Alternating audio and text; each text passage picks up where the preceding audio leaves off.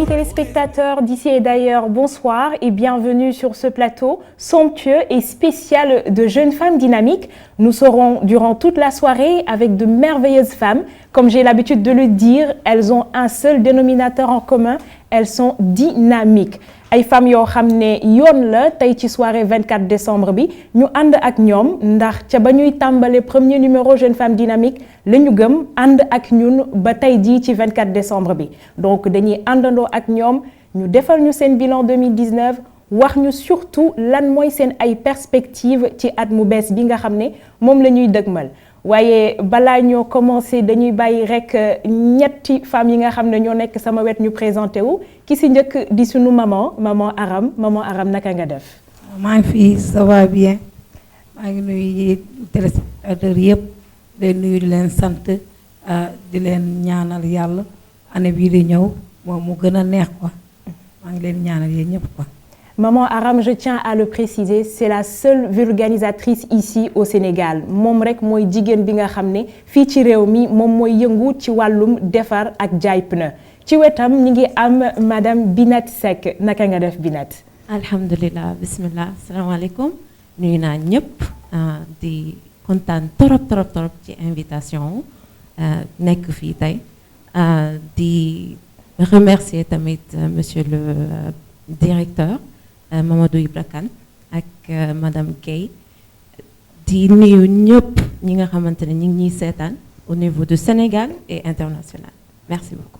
merci Binette moom dinañ dellu si waat si jaar-jaaram dinañ def benn portrait bu ndaw si moom si wetam dañu am sunu yaay Fall national Aminatou di activiste bokk ci collectif boo xam ne dafay xeex ngir lépp loo xam ne dafay jëmale kanam sunu ndaw yi Aminatou naka nga def. maa ngi fi asalaamaaleykum bonsoir maa ngi nuyu ñëpp di rafetlu encore teewaay bi ci plateau femme dynamique di leen jaajëfal ci liggéey bi kontaan ak sama naataangoo jigéen yi ma fi fekk tamit.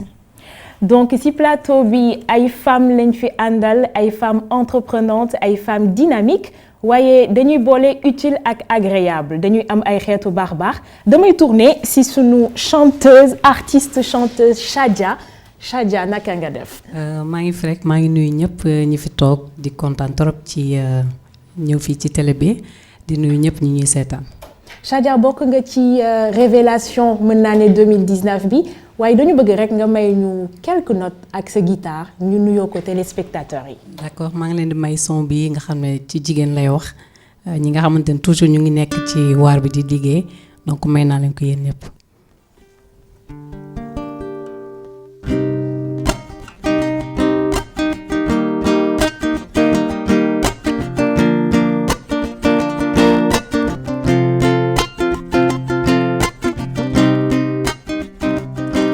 nekk jigéen waruma tere liggéey mi wareef ci ko ne ba mu des maka gune foo ma fekk maa ngi góorgóorlu di góorgóorlu maa ngi góorgóorlu di góorgóorlu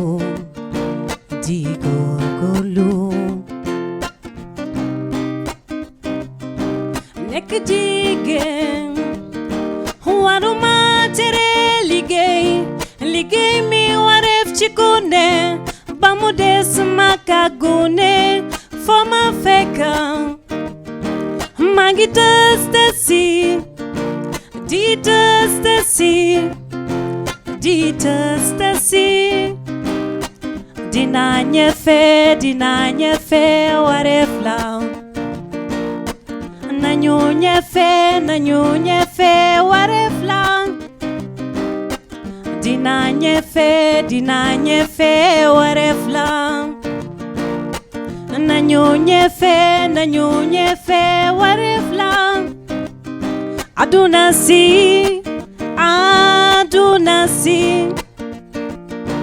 lu ci new sa loxo mi ngi sa loxol moroom aduna si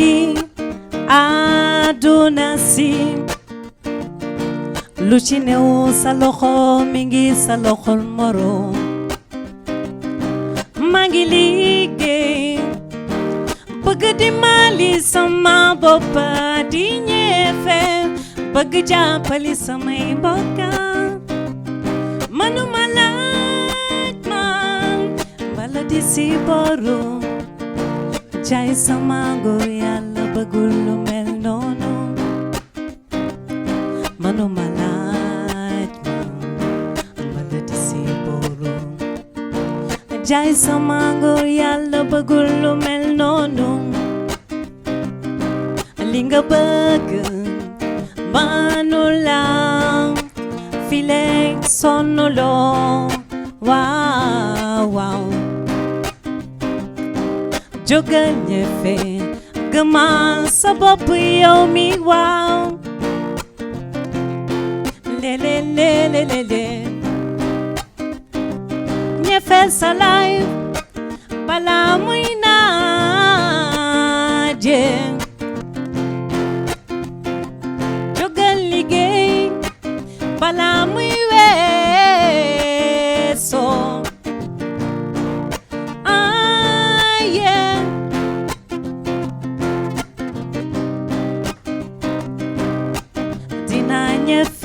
dinaa ñefe wareef la nañu ñefe wareef la dinaa ñefe wareef la nañu ñefe wareef la dinaa ñefe wareef la nañu ñefe wareef la. Merci beaucoup Chadia. Merci je pense que le message est poignant. nañu ñafe moo tax ñu jël ay femmes yi nga xam ne ci li ñuy def ci activité bi ñu nekk ay battantes lañ ay ñafekat lañu waaye balaa ñuy gën a xuus dañuy dem seetaan comme ni ma ko waxee ci début bi. dañuy xool élément bi mais en même temps dañuy bàyyi Tata Aram mu expliquer ñu lii naka la ko dundee ak naka la demee.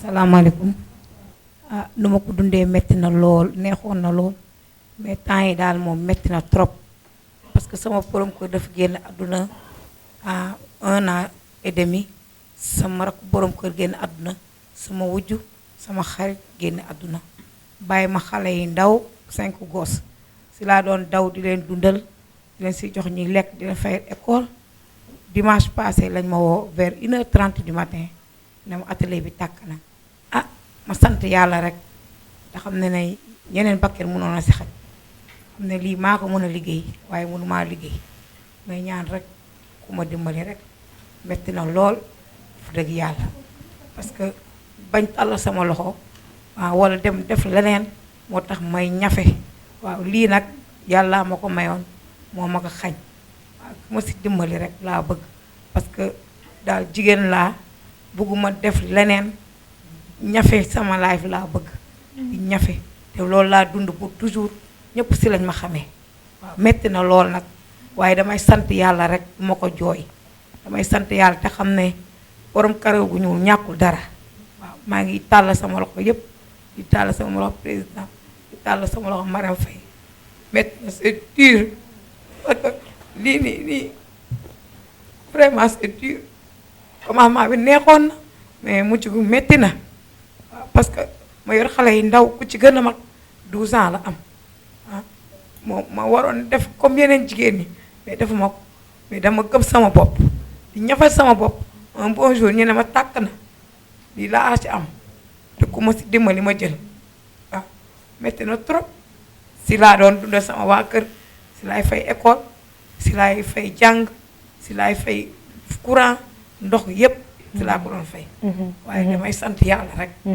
moo ko jooy mukk waaw metti na nag mais sant yàlla maman jëlal mouchoir bi lii gënaluñu bu ñu sañoon du demee nii waaye dafa mel ni ñun ñëpp nekk ci plateau bi suñu xol tooy na ñun en tout cas ITV depuis le début balaa lii di xew sax yàgg nañ def reportage ci yow parce que da nga nekk une femme battante mu bëgg a am réaction Binette comment est-ce que tu vois la situation alhamdulillah comme que mi ngi sant yàlla nattu la da ngay nangu li ma ci teg rek mooy on est là, hein. Nous sommes des femmes. Oui. war nañ gën a jàppalante.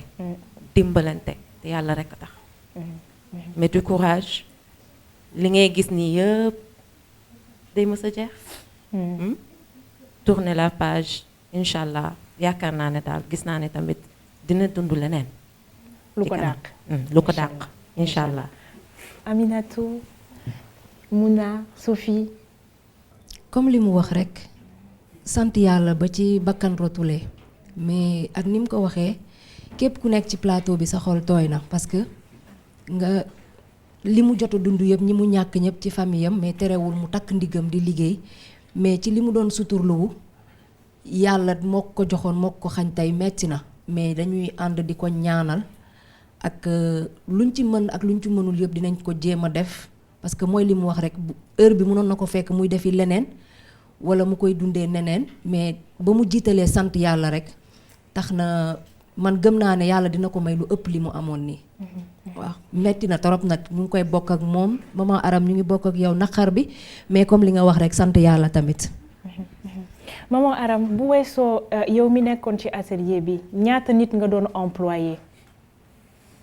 amoon naa quatre ñu ma doon liggéeyal doon xale yu ndaw ba pare gëm seen bopp waaw ndogal bi bu mu ñëwee ñu ngi noonu du chemin quoi man chaque jour damay xëy toog ci atelier bi di ko xool noonu waaw sama benn grande sœur tudde lu may jaay moomu sax xaw a soulage ak ki def vidéo bi El Hadj B ak jabaram ñooñu taxawu nañ ma ndeysaan keroog vendredi imam yi dañoo toog xubba si jàkk ji dajale som bu ndaw dimbali ma waaye lépp ku ma gën a dimbali daal ma jël maa ngi au président du au Mariam Sall du au bonne volonté yépp bàyyiwuma kenn parce que tamit sama dëkk moom sama pays moo ma ñor waaw liggéey gëm sama bopp laa def bañ a tàllal sama loxo moo tax ma daan jóg 5 heures du matin di dóor waar ba 1 heure wala minuit laa fay jóge sama borom kër daan ma jàppale dem bàyyi ma ak njaboot sama wujj sama xarit moo daal loolu laa nu bàyyi ci kër gi jour màggal Tuubaa la gaañu bàyyi ma xale yi ndaw kër bu muy gaañu mu ne ma Aram mu ne naa mu ne yàlla nga toog li nga sonn si njaboot gi yàlla bu mu nii yàlla nga toog bañ la yóbbu màkk te loolu laa fas yéene def si kàttani yàlla xëy na ndog moo ñëw waaye li yëpp dina jeex incha allah maa ngi ñaan ñëpp ñu jàppale ma te yàlla tax ay jigéen lañu ñun ñëpp ci plateau bi ñun ñëpp ay entrepreneur lañu et je pense que bu ñu jógee ci plateau bi ñun ñii dina am benn geste bu ñu def jëmale ko ci maman Aram parce que c'est une battante donc ci wetam dafa am keneen koo xam ne mi ngi tudd Binet Seck plutôt moom tamit def nañ benn portrait si moom ñu dem xool portrait bi et puis on revient sur le plateau.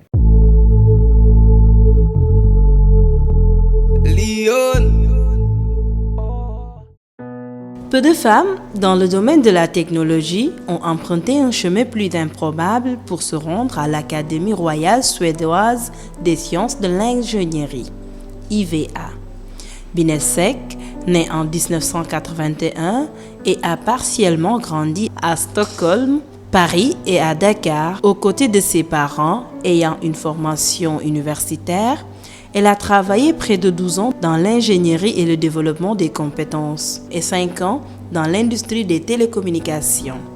Elle a notamment travaillé avec Orange Business Services et Ericsson AB.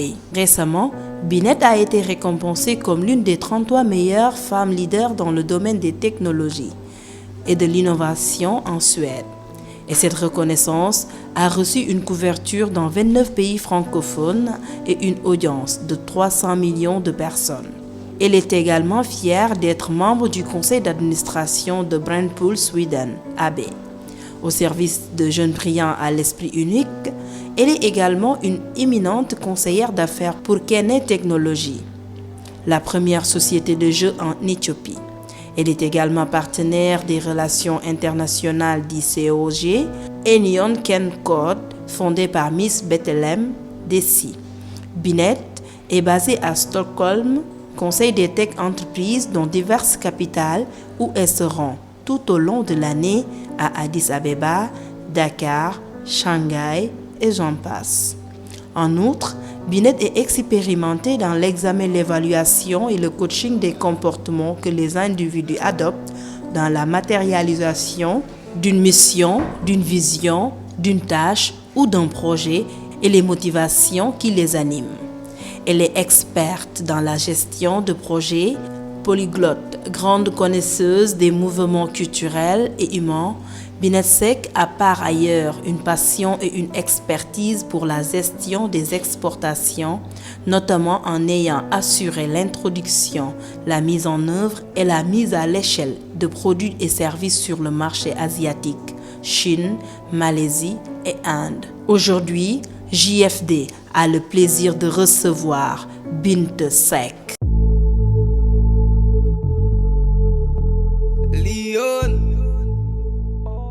Merci beaucoup.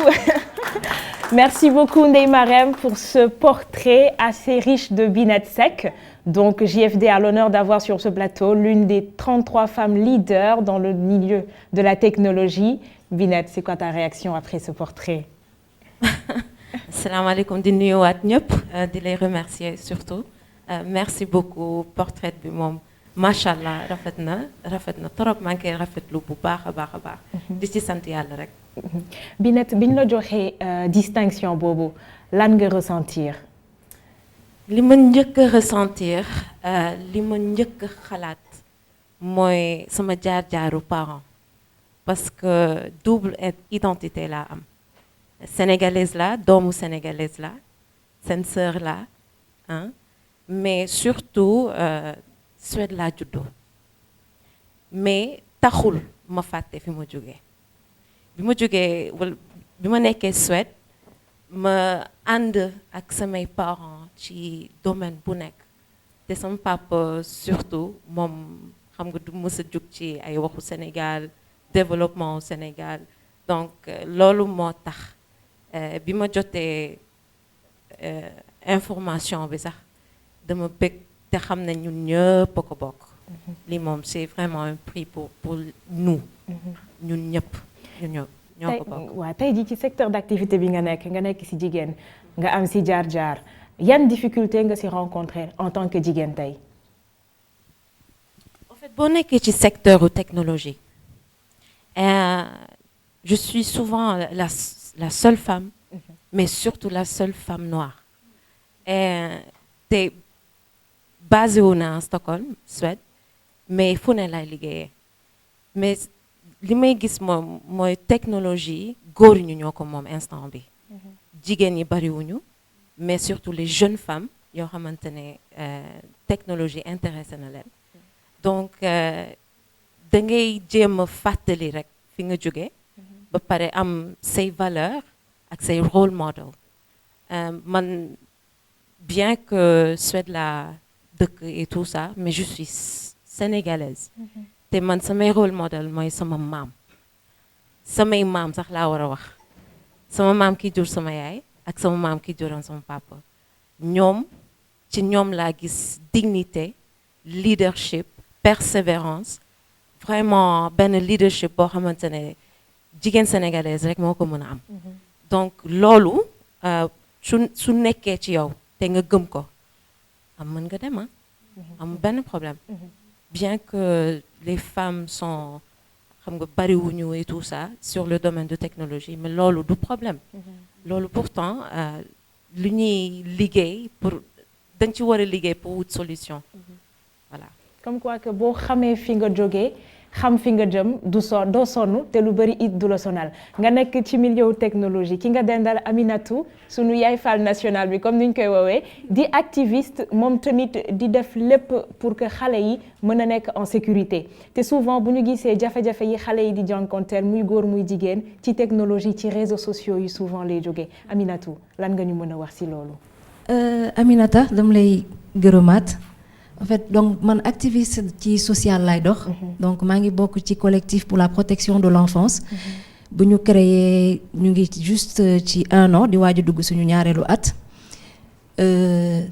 tout le temps li ñuy faral di wax rek réseaux sociaux yi instant yi déjà ñun par rapport ak li ñuy def ñu jàppale. parce que mooy moyen de communication bi ñu am pour lancer appel ci waajur yi déjà di leen ñaaxaat ak bu xale réeree tamit c'est le moyen le plus efficace bu ñu am en ce moment pour mën leen gis. te bañ ko dalee di def ba léegi sant yàlla saa bu ñu amee avis de disparition suñ ko partagé ci différents réseaux sociaux yi. sant yàlla au bout de 2 maximum 3 jours parent bi dinañu woowaat nañu que retrouver nañ xale bi. mais en même temps li ci gën a graaw mooy yenn saa yi du fekk xale bi ñu sàcc ko. wala ñu kidnappé ko day fekk xale bi dafa fugué. am nañ ci ay cas yoo xamante ne bari na moo tax avant ñun collectif bi fort boobu la ñu am avant ñuy yuuxu dañuy xool ba pare parce que ñun suñu spécialité mooy dañuy dem vers la source. même bu ñu yónnee information yi dañuy vérifier toujours balaa ñuy lancer recherche yi. parce que plusieurs fois dañu tombé ci ñoo xamante ne surtout les filles ay parents yu ñu intercepté woon par rapport ak seen doom bu jigéen bu am 15-16 ans ne dañ ko sàcc. fekk ne dafa dem réfugié wu kër copain am.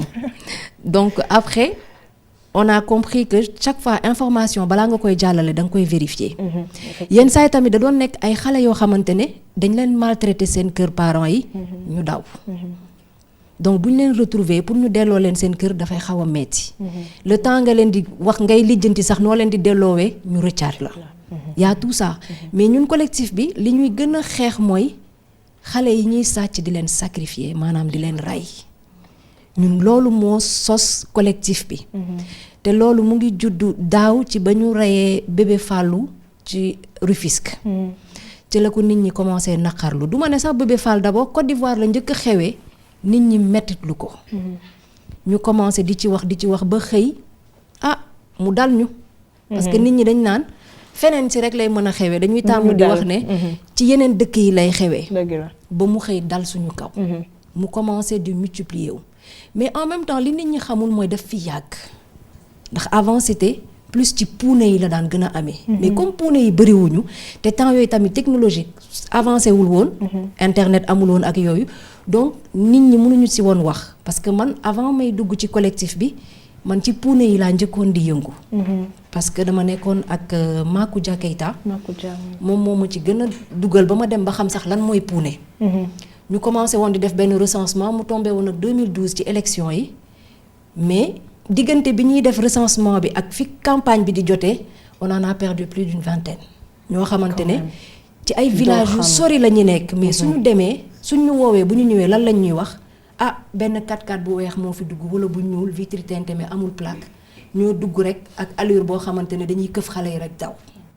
mais est-ce que daguma la mais est-ce que si seen combat boobu ngeen di def ñan ngeen si àndal est-ce que aujourd'hui maanaam sunu service de l'ordre public yi yéen a ngi ànd ak ñoom parce que je me dis que ay yéen kese est-ce que combat bi après du leen ëpp loxo.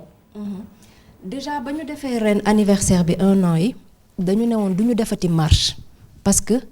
def marche taxul yëf yi changé ndax première fois bi dañu def marche ci naaj bu tàng bi autorité yeeg homme public yeeg. xam nga journaliste rek en général ñoom. bu ñu gisee benn yaay faal boo xamante ne xamuñu ko duñ ko tàllal micro te ndeysaan moom moo yor mbiram di ko lijjanti. ki ñu xam la ñuy dem dékk micro pour mu wax.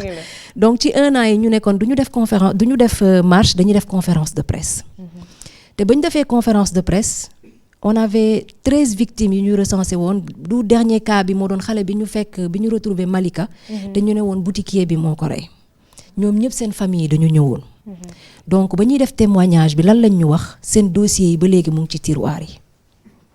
parce que ñun collectif bi ñëpp a ngi ci on a des juristes on a des sages-femmes. ñëpp lañ ci boole pour bañ a def loo xamante ne suba dañ ñu ciy topp. dëgg la. ñu ne ñu ñoom ba léegi surtout kaaw bébé Fallou. ça faisait 1 an ñu ne ñoom ba léegi dañ leen naan jàpp nañ nit non après bàyyi nañ ko du kooku jàppaat nañ keneen ne boobu ba léegi ñu ngi ci topp amul rendement te tey ji ça fait plus de 6 mois ñu ngi lijjanti suñuy kayit pour nekk association pour gën a mën a crédible mais chaque jour Aminata ak lu ñuy wax rectifier leen da ngeen a juum du lii te pourtant ay juristes yi nekk ci collectif bi ñoom ñoo lijjanti lépp ba mu sotti mais saa bu ñu demee ñu ne ñu du nii fii def ngeen faute ak yooyu donc day tax muy baare suñu liggéey te man mi ci gën a nekk li tax may faral di wax parce que man nee naa lépp lu may def rek dama ciy seet yàlla ba pare ñeme naa lu may wax ndax ëllëg ak ci biir sama bàmmeel mais bu may wax ci xale yu réer wala ñiy rey ak yooyu man yaay yi toujours lay rejeter faute bi dañ ma naan lu tax ngay wax loolu parce que su ma fàttalikoo kaawu bébé Seydi je crois lu tuddoon Malika 4 ans yaayam bañ ko interviewé di ko laaj nan la affaire bi demee dafa ne moom dafa wàcc école ñëw tëdd ci néegam xale bi nekk ci mbedd mi di foo 2 heures heure añ pare ñu dem seeti ko fekk ñu ko ci mbedd mi mu ne nañ añ bëggul ceeb bu paree dañ ko defal soow ba 15 heures mu gàddu saagam dem liggéey nee na loolu yëpp xelam dajul ne xale bi réer na pour moom rek mu ngi ci kër dëkkandoo yi ba 16 heures nee na yaramam am lu mu yëg mu ñëw si la commencé ñuy seet xale bi ba le lendemain à 18 heures la ñu retrouvé xale bi ci saaku Allahu akbar man tey damay jël exemple si man sama doom am na 17 ans su ma ko yónnee boutique 30 secondes damay génn xool vérifier rawatina xale bu am 3 4 ans 5 ans dëgg la cas de viol yi ñuy am tamit c'est la même chose des fillettes de 3 ans 4 ans seen yaay yi boo leen laajee nan la demee dama ko yónni woon boutique pour mu jëndal ma jumbo te xamuñu ne distance de 50 mètres boobu noonu rek lu ne xaj na ci dëgg la donc man nee naa je ne mâche pas mes mots parce que je suis une mère te dama xam li ci nekk donc am na foo xamante ne boo fa tolloo il faut ngay bàyyi xel njaboot gi ba pare li woon si ñun ci suñu temps parce que ñun bu njëkk temps wu pinton 15-10 amatul ñëpp a daan yar muy boutiquier bi jàllo këriñ bi sa dëkkandoo bi doomu ñëpp la mais léegi. kenn ñemetul dóor doomu jàmbur. ah boo ko defee ñu àgg si la. kenn ñemetul dóor doomu jàmbur. effectivement maman Aram yaay nga lan naka nga jàngatee Aminatou analyse bi mu def. waaw nu ma ko jàngatee de moom loolu initiative bu baax la parce que moom jóg na pour jàppale mère képp ku am doom mu ngi lay jàppale mu ñëpp mu meloon comme moom kon def naa violence dina wàññeeku ci xale yi. waaw boo toogee yónni sa doom tuuti nga dem seeti ko di fayee toujours si xale yi dina wàññeeku mais am na ñoo xam dañoo tëxe dañuy bàyyi seen doom yi duñ leen surveiller ba yenn yi kii dal ko daal. te bëgg naa aussi tamit képp ku yore baraaloo nga jàppale ko. parce que daal ñu mel ni boo leen jàppale Sénégal jëm kanam. waaw ñëpp daal moom nañ si dugal seen loxo. kii woom bi gën a yaatu daal. noonu laa ko gisee. dama bëgg wëlbatiku ci Chadia mais bëggoon naa yéen ñett 2019 bi ngeen def lan mooy seen perspective pour 2020 avant ñuy delluwaat ci Chadia Binette. perspective 2020 mooy jigéen yi gën a jàppante gën a fonk seen bopp mais surtout jàppalante loolu moom c'est très important. surtout ci domaine technologie bi ma nekk xam nga jigéen ñi bariwuñu fa. xale yi tamit maîtriser guñ ko donc man sama but mooy continuer di former xale yi jot naa déjà former wala jot nañu former 20 000. te ci 20 000 yooyu noonu 5 000 jot nañ nekk ay entrepreneurs sur technologie. donc yaakaar naa ne projet yu mel nii wala yeneen war nañ ci mën a jàpp bu baax a baax a baax. pour gën a mën a comprendre lii xew ci mbedd yi. lan mooy xew ak lan la xale yi gën a soxla. ci suñu réew. donc je crois que loolu moom 2020 c'est ton combat. I can't wait. comme anglais. egsi na ba pare Aminatou par rapport ak sa collectif ban attente nga am pour 2020. en fait ñun déjà li ñu njëkk soxla mooy am suñu kayitu association. comme ça ñu gën a mën a bu ñu légalee su boobaa dinañ mën a jël yenn prise en charge yi parce que terewul ak suñu doole as tuut bi ñu yàlla dénk ñu ngi def ay prise en charge médicale et psychologique pour les enfants qui ont été violés. parce que bari na fi ay cas ba Thiès amoon nañ fa ay xale yoo xamante ne ay góor yu am 3 ans 4 ans comme ay xale yu jigéen tamit. yuñ doon violé donc seen parents yi dañ daan soxla assistance psychologique.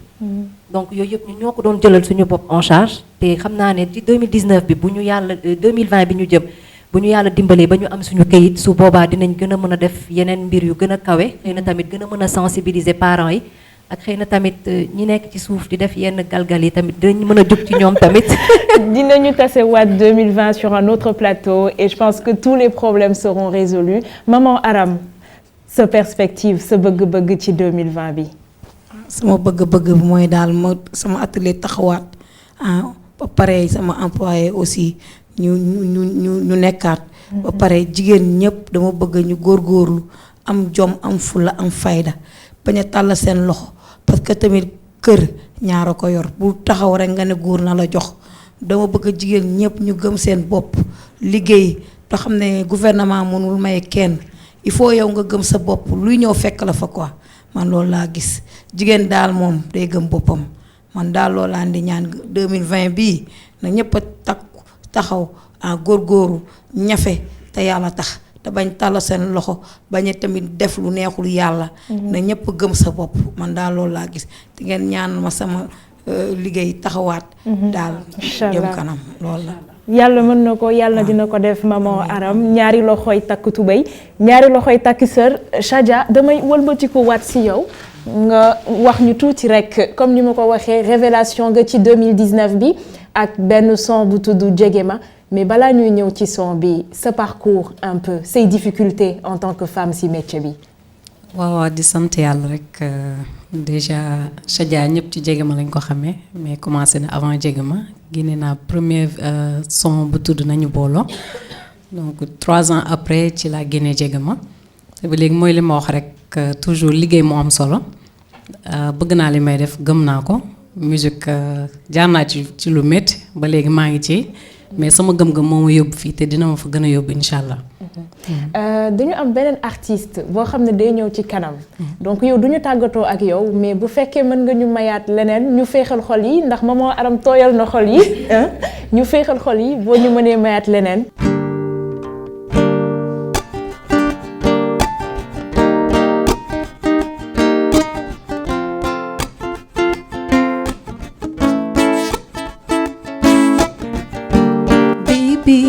bëgg naa la lool sama bànneex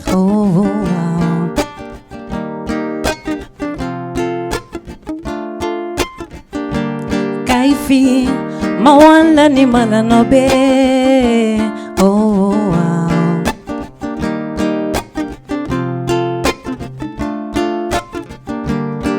soo ma meree damay wet soo ma soree damay jaaxle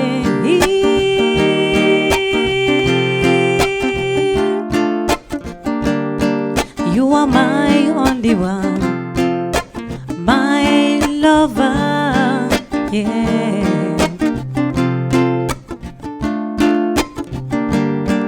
So may xol di ree damay kontaan moo tax damay bëgg di la woyal waay bul ma di sori waay yow yaay sama bànneex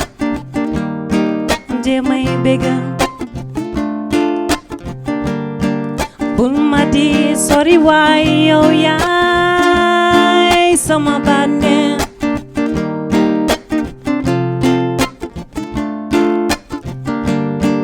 la la la la la la la la la la la la la la la la la la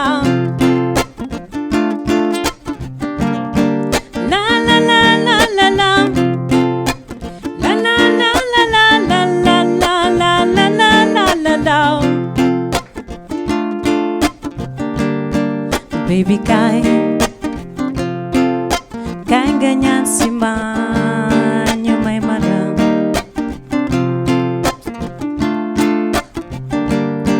suma sañoon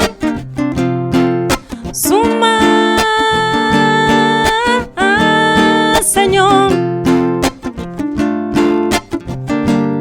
nga ñaan si ma ñu may ma la nga ñaan si ma ñu may ma la baby kaay kaay kaay kaay waay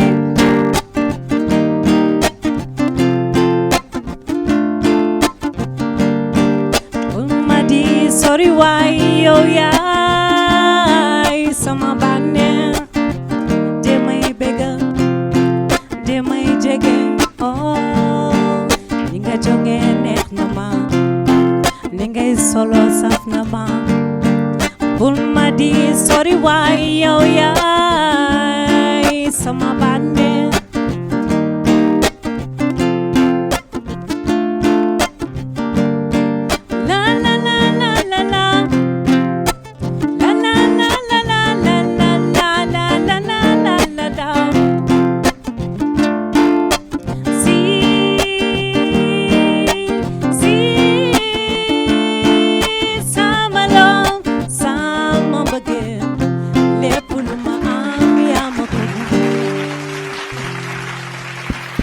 Chadia bravo je pense que way bi dugg na ci xol yëpp ci note yi Chadia yi la ñuy daal di clôturer première partie GFD parce que am na yeneen surprise yu ñëw am na yeneen thèmes yu ñu war a waxtaanee yu am solo donc le temps juste d'introduire nos autres invités.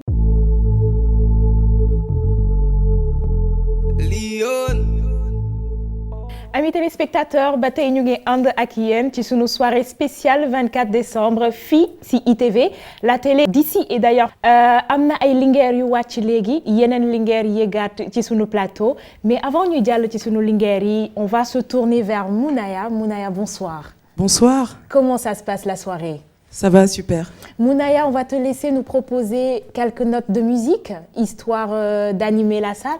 Pourquoi pas, ce sera avec plaisir. Allez-y.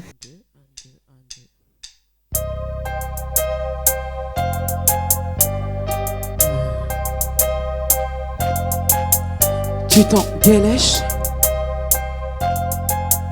Tu t'engueulèches. Ok. L'idéal, je tombe d'être au plus bas, mais tu t'engueulèches. Tu t'engueulèches. Suffit d'une étincelle pour tout péter, mais tu t'engueulèches. Tu t'engueulèches. T'as même pas de quoi grailler, mais toi tu t'engueulèches. Tu t'engueulèches. Les richesses de ton pays sont pillées, mais toi tu t'engueulèches. Hiro de Nyama, appelle-moi Tantine. Pour que Nema, je ne fais pas de tontine. T'es centré sur la taille du plantain, je reste concentré, moi je vise le platine. Enfant de Moudéry, Sarah Rollet mélangé, c'est de là que je puise mon énergie. Je ne bagarre pas Paris, je reste ici pour prouver qu'y-réussir n'est pas une utopie. Même si ça t'en fait la régie. Bro, follow me. L'union c'est la stratégie. Sis, follow me. Abandonne ce maudit CFA qui tue nos économies. Tu vis dans une sécurité illusoire, mais toi t'es dans les conneries. L'idéal, je tombe d'être au plus bas, mais tu t'engueulèches. Tu t'engueulèches. Suffit d'une étincelle pour tout péter, mais tu t'engueulèches. Tu t'engueulèches. T'as même pas de quoi grailler, mais toi tu t'engueulèches. Tu t'engueulèches. Les richesses de ton pays sont pillées, mais toi tu t'engueulèches. Matin, midi, soir, tu t'engueulèches. Tu t'engueulèches. Délestage, tu grès dans le noir, mais tu t'engueulèches. Tu t'engueulèches. Si t'as quoi fumer, boire, tu t'engueulèches. Tu t'engueulèches. Ta maison prend feu, tu cries au secours, mais tout le monde s'engueulèche et là ça t'étonne. Tout le monde s'engueulèche et là ça t'étonne. Yo! Courant coupé, budget détourné, quartier inondé. Tu t'engueulèches. Le peuple envoûté, par des faux prophètes se fait entuber. Tu t'engueulèches. On assassine l'adversité, ça tapine dans les universités. Le peuple n'a pas droit de citer, l'ethnicisme tue la diversité. La taille du cul remplace le QI. Africain maudit. Avec ta quintola, tu te crois métis, yo, mais qui t'a menti? Les petits frères ne veulent plus être lucides. Lucide. Sachant ton cœur l'hymne à la codéine. Parfois je me demande à quoi ça sert de tirer la larme. On dit que la puissance est au bout du canon, mais l'Afrique ne fabrique pas d'armes, non. L'idéal, je tombais d'être au plus bas, mais tu t'engueulèches. Tu t'engueulèches. Suffit d'une étincelle pour tout péter, mais tu t'engueulèches. Tu t'engueulèches. T'as même pas de quoi grailler, mais toi tu t'engueulèches. Tu t'engueulèches. Les richesses de ton pays sont pillées, mais toi tu t'engueulèches. Tu t'engueulèches. Matin, midi, soir, tu t'engueulèches. Tu t'engueulèches. Délestage, tu grès dans le noir, mais tu t'engueulèches. Tu t'engueulèches. Si t'as quoi fumer, boire, tu t'engueulèches. Tu t'engueulèches. Ta maison prend feu, tu cries au secours, mais tout le monde s'engueulèche et là ça t'étonne. Tout le monde s'engueulèche et là ça t'étonne.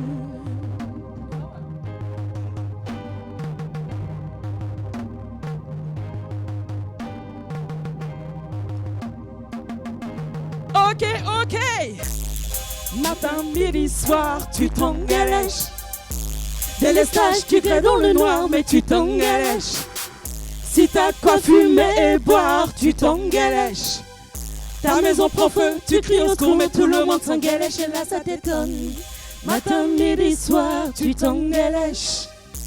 Délestage, tu grès dans le noir, mais tu t'engueulèches. Si t'as quoi fumer et boire, tu t'engueulèches. Ta maison prend feu, tu cries au secours, mais tout le monde s'engueulèche et là ça t'étonne. Tout le monde s'engueulèche et là ça t'étonne. Tout le monde s'engueulèche et là ça t'étonne. Tu t'engueulèches. On s'engueulèche ici ou pas? Non, on s'engueulèche pas. Jeune femme dynamique, on s'engalèche pas. Je veux vous entendre dire on s'engalèche pas. On y va? 1, 2, on s'engalèche pas. On y va les gars, vous êtes prêts? 1, 2, on s'engalèche pas. Jeune femme dynamique, on dit qu'on s'engalèche pas. Yo, on dit quoi? On s'engalèche pas. C'est pour ça qu'on est ici ce soir. C'est parce que... Yeah. Jeune femme dynamique, Amina. On s'engalèche pas. Personne ne s'engalèche. Pourquoi? Parce que on s'engalèche pas. Merci. Bravo. Merci Parce beaucoup. que le message est passé, le rythme a changé, les dames ont bougé, n'est-ce pas? Donc, Mounaya, on s'engalèche, qu'est-ce que ça veut dire? Donne-nous une traduction. Alors, galèche, c'est une expression qui est tirée du nouchi, qui est une langue un peu parlée en Côte d'Ivoire. Ouais. Un argot ivoirien, c'est du français mélangé à plein d'autres langues africaines. Et galèche, ça veut dire je m'en fous en fait. Ok.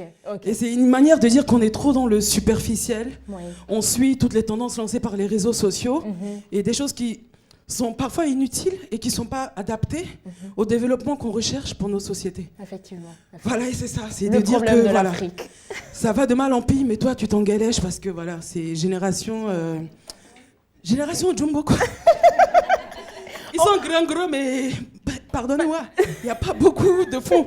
Mais bon, c'est nous aussi, les grandes sœurs, qui n'avons peut-être pas bien fait notre travail ou Effectivement. qui sommes un peu dépassés parce qu'il y a beaucoup de travail à faire. Ouais. On va te laisser souffler un peu. Hein? On va Ok. te laisser souffler un peu. Ça marche. Donc, on va se retourner vers nos 3 autres lingères. Donc, je vais présenter Sophie Gay qui va se présenter de manière assez brève. Sophie qui a mis en place les racines de l'espoir. Sophie, Nakangadef. Bonsoir, ñu ngi nuyu mbokku téléspectateurs ITV yëpp di leen nuyu di leen remercier ci invitation bi di nuyu femmes yi nga xamante ni ay références lañu te jóge fii léegi donc comme ni nga ko waxee léegi Sophie Gueye laa tudd jiite association bi ñuy woowee les racines de l'espoir maanaam reenu yaakaar ci wolof association bi nga xamante ni jàppale ñi seen loxo jotul seen ginnaaw moo ko tax a jóg particulièrement les enfants malades les enfants de la rue les enfants talibés ndax am na différence entre les enfants de la rue et les enfants talibés redonner l'espoir pour un lendemain meilleur comme suñu slogan bi ni mu koy waxee rek travailler sans répit pour un lendemain meilleur. Une noble cause. Donc, juste Sowet, ñi ngi am Kumba nga xam ne moom dafa bokk ci femme yi nga xam ne dañuy xeex ci ngir gën a xeex plutôt cancer du sein. Kumba naka nga def? Ça va Aminata di nuyu spectateurs yi di kontaan encore une fois ci invitation bi surtout bi ma fi fekkee lingeer yi nga xamante ne macha allah comme ni nga ko waxee Koumba Diop la donc je suis la secrétaire générale de l'association Cancer du Sein Sénégal mu nekk association bu nga xamante ne ñu ngi ko taxawal depuis 2013 donc ñu ay anciennes malades ay bénévoles ak personnel médical ñoom ñoo créé association bi taxawal ko pour dimbali jigéen ñi nga xamante ne ñoom ñooy dund feebaru cancer du sein mais aussi pour sensibiliser askan wi ci feebar boobu donc au départ dañu doon def wenn kase mais léegi dañu dem ba ci yeneen cancer féminin yi donc association bi ci loolu lay yëngu di jéem a dimbali jéem a sensibiliser di def aussi ci prise en charge bi parce que sunu askan soxla nañ ko. ci sa wet ñi ngi am Sabel Dieng ku ko dégg moom mooy doomu sunu papa sunu maam Ndiouga Dieng Sabel naka nga def. may fii naka nga dundee soirée 24 décembre bi fii ci ITV nga bàyyi ñëpp tànnuñu. avec un très grand plaisir nag ma ñëw fii ITV vraiment mu nekk télé boo xamante ni bi mu ubbee yàggul. mais ñi ngi gis li nga xamante ni mu ngi koy def ñi ngi prouver déjà donc may nuyu rek téléspectateurs ITV yëpp ci nuyu waa Sénégal waa àdduna yëpp di leen ziar. yow tamit di la jaajëfal ci sa teewaay ci plateau bi Sophie invité nañ la jeune femme dynamique yow moom dañu naan ITV nga bokk dañu bëgg a xam tey jii booy def ci sa bilan 2019 nga wax ñu sa bilan wax ñu surtout problème yi nga xam ne moom moo récurrent moom ngay jànkonteel ci milieu social bi nga nekk. 2019 dafa nekk année boo xamante ni continuité année yi ñu jugee la rek parce que liggéey bu nekk dafa laaj organisation te ñun chaque année dañuy def li ñuy woowee AG annuel bi ci la ñuy tënk activités yi ñuy def ci at bi yëpp ndax nag l'idée des racines de l'espoir c'est de sensibiliser aussi cette jeunesse sénégalaise et africaine ndax dañuy taxé d'inconscient tey ñu xam nga maa ngi ko doon wax ci émission bi 20 la ñu jóge nekk léegi 1000 membres ñu nekk un peu partout dans le monde donc chaque début d'année rek dañuy def ay activités dañuy tënk def benn réunion bu mag wax li ñuy def ci année bi li ñuy def ci année bi nag dañ koy teg ci ay droit wu xale dañu bu dee xale bi dafa am droit wu à la santé à l'éducation dañuy am activité visite médicale des enfants en collaboration avec les étudiants de la fac médecine juste pour impliquer rek jeunesse bi que ça soit au Sénégal en Côte d'Ivoire et au Burkina parce que ñëpp xam nañ ne liggéey bi yamale wuñ ko Sénégal ndax li metti Sénégal mooy metti ci yeneen pays d'Afrique yi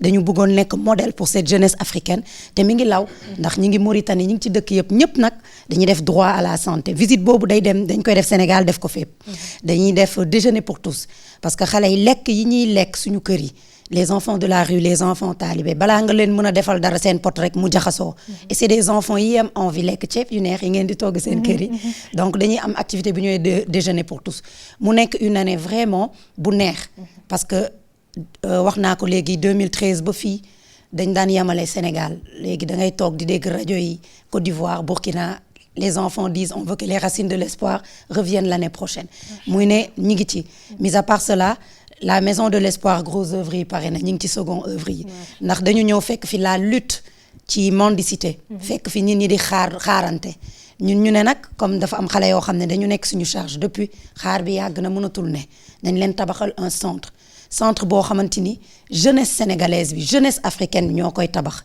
mën ko fi bàyyi parce que les hommes partent les bâtiments restent mu doon patrimoine pour les enfants ici au Sénégal et un peu partout en Afrique loolu daal def nañ ko 2019 di ñaan 2020 ñu inauguré ko et au Sénégal et au Burkina Côte d'Ivoire di toucher waale un peu les enfants cette année dañu laal Ziguinchor la Casamance dem bay laal les enfants souffrant de déficience physique et mentale gis ne bokk nañ ci société bi ci xale yi nga xamante ni dañ leen a wan ginnaaw wala bokk prise en charge bi war amul moo tax ñooñu tamit ñi ngi leen di waaj a defal centre te loolu daal mooy li nga xam ne def nañ ko avec seen participation yéen ndax yéen a ñu may yenn visibilité yi di sant yàlla bu baax a baax di ñaan que 2020 soit meilleur que 2019.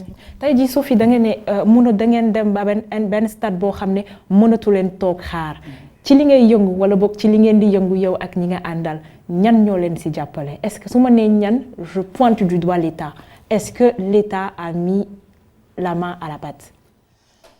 L'État non waxoon naa ko dama koy répété waat sauf que am na ñoo xamante ni par exemple waxoon naa ko nuit du social mooy li ñuy organiser chaque 2 ans pour que ñi nga xam ne dañu nekk ci su wàllum social bi mën a ñëw ñu sargal leen di nga gis par exemple il y a 2 ans le ministre de l'Intérieur Aly Ngouille donc ku ci nekk xëy na am na di nga jàpp association bi ci ni nga mënee mais maanaam aide étatique bi nga xam ne association war na ko recevoir amu ko quant à ñi ñuy jàppale bi may créer association bi beneen idée bi à part de sensibiliser la jeunesse africaine c'était de créer une très grande chaîne solidaire de montrer que ne bu dee benn nit di nga mën a avancer mais ensemble on va plus vite chaîne solidaire boobu moo tax tey ñun ñu am fit sama fukki dërëm sa 100 francs 1000 francs wu keneen ak keneen dafa am li mu kii kër la ñu tabax une maison boo xam ne mën na abriter 70 enfants ci kaw deuxième y a des salles de classe te du état du dara c'est maintenant même que les entreprises jege mais première année bi ay xale ñoo cotiser tabax ko après mis à part loolu prise en charge des enfants malades les internautes ñoom ñoo doon cotiser ñuy faj ay xale dama leen doon tooñ sax ngir fit ak doole bi ñu may bu cas bi nekkee 2 millions dama naan leen 24 heures laa leen may te effectivement noonu lañ dañ koy def avec amour et plaisir que ça soit les racines de l'espoir les personnes qui soutiennent les racines de l'espoir ak ñi nga xamante ni def lu baax reculer rek moo leen tax a jóg. Kumba yaak Sophie soriw leen ci milieu bi ngeen nekk yow ngay nekk ci mbirum lutte contre le cancer du sein wax nga ko léegi ak yeneen xeetu cancer sa année 2019 naka nga ko dundee. Année 2019 bi comme toutes les années nekk na année bu nga xamante ne elle a été riche en expérience riche aussi en émotions mais aussi dafa nekk année bu nga xamante ne ci la ñu gën a neexee ñun ñi nga xamante ne dañuy xeex contre le cancer parce que bu ñu demee ba am ci gratuité de la chimiothérapie pour cancer féminin yi sant yàlla la am ci gratuité pour yeneen médicaments adjuvants yi nga xamante ne cancéreux yi dañ koy soxla sant yàlla la mu law ba ci ña nga xamante ne yeneen xeetu cancer la ñu am mu nekk góor wala jigéen ñu wàññi leen ci 40% sant yàlla la kon année 2019 bi dafa nekk année bu nga xamante ne dañ ci sant yàlla di ci remercier au passage notre président mais aussi le ministre de la santé parce que lii yëpp aussi ci seen taxawaay la buñ ci jàppaloon amaan na du am parce que ñun association yi mënuñu lu dul di xeex ak di véhiculer ay messages parce que gratuité chimiothérapie bi dafa nekk loo xamante ni ñun dañ ko yàgg di kaas dañ ko yàgg di ñaan chaque année moom moo doon nekk lu ñu doon ñaan parce que dafa metti donc chimio bi dafa nekk la nga xamante ne tey bu la fekkoon tamit nga nekk ci yenn situation yu yor day ñëw appauvrir la donc vous allez excuser ma voix parce qu'elle tremble un peu parce que cancer dafa nekk la nga xamante ne man daf may toucher parce que dama ko dund de manière indirecte parce que dama am koo xamante ne daf ma jege mu dund ko donc xam naa lan mooy cancer donc mu nekk année ba nga xamante ne dañ ci sant yàlla bu baax li ñu ci def nag bëri na comme toutes les années précédentes parce que ñun comme je dis toujours du octobre rose kese la ñuy liggéey dañuy liggéey tout au long de l'année dañuy def ay dépistage def aussi sensibilisation prise en charge le soutien psychosocial surtout parce que malade yi dañ koy soxla parce que bëri na tey ña nga xamante ne xamuñu lan mooy cancer bu ñu amee malade dañ koy beddi wala ñu koy daw te ñun loolu yëpp dañ koy xeex parce que tey association bi ñu ko taxawal ñu mës a dund cancer la faju wér nekkaat seeni activité donc année 2019 bi metti woon na tuuti suñu côté parce que comme on dit on fait du social te Sénégal moom ku ko xam-xam ne ñi lay jàppale du bëri mais sant yàlla bañ ko amee parce que malgré tout ñu ngi am ñi nga xamante ne ñu ngi taxaw di ci jàpp te bëgguñu feeñ am aussi ñi nga xamante ne dañuy def te yàlla rek tax ñu leen di remercier aussi donc année 2019 bi mu ngi nii di jeex ñuy ñaan yàlla yeggali ci jàmm ak salaam di ñaan yàlla aussi li ñu def ci at bi parce que on a beaucoup fait dem nañu ren ba Gambie ñu dem fekk foofu un terrain vierge terrain bu nga xamante ne moom fa demee sama yaram dafa daw parce que loo du gis Sénégal nga fay gis mu nekk ña nga xamante ne tey message bi nga xamante ne wala sensibilisation bi war ñoom amuñu ko donc nga fay gis cas yu doy waar donc tey ñun bu ñu demee ba mën a génn fii di dimbali suñuy waa dëkk dimbali leen ba feneen tamit ñu ñuy soxla ñu fay dem sant yàlla bu rëy la. macha allah macha allah Sabel nga nekk Linguère dend ak ñaari Linguère yoo xam ne ci social la ñuy yëngu ban analyse ban jàngat nga ciy def. waaw vraiment di am contentement ci ñoom en plus di leen féliciter ci courage bi ñu am dévouement bi ñu am et man quand je vois des femmes qui sont engagées surtout dans le cadre social dama leen di fan dama leen di bëgg parce que loolu.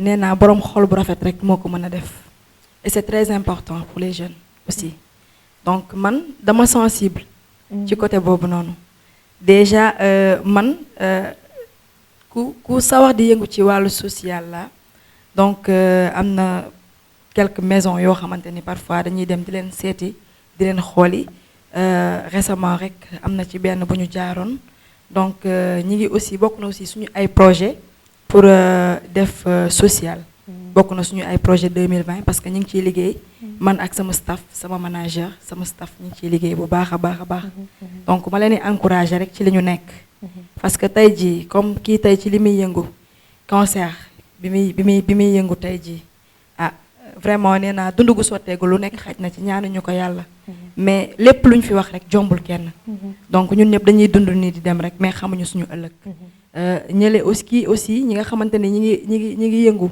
ci wàllu santé xale yi ñi nga xamante ne les enfants de la rue les enfants talibés aussi loolu sant yàlla la donc dañ leen di encourager rek ci li ñuy def di leen ci féliciter di leen wax ne leen man je pense que man je suis une féministe góor ñi laa wooye nag waaye je suis toutes des féministes ici tey moom foog naa tey jigéen ñi rek a fi nekk tey macha allah maa ngi leen di nuyu ñoom ñëpp Linguère yu naa ici.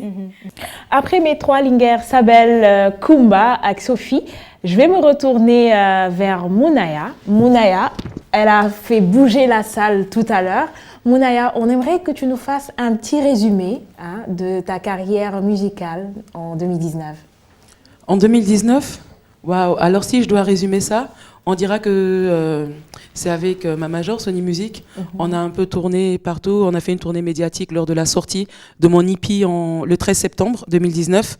Et c'est déjà ça l'événement marquant, c'est les 6 titres qui sont sortis et qui sont disponibles sur iTunes, Spotify, Deezer, tout ça. Et il y a eu des tournées médiatiques suite à ça, aussi bien au Sénégal qu'en Côte d'Ivoire. 2019, c'était mon premier concert de lancement, en fait, et toute seule.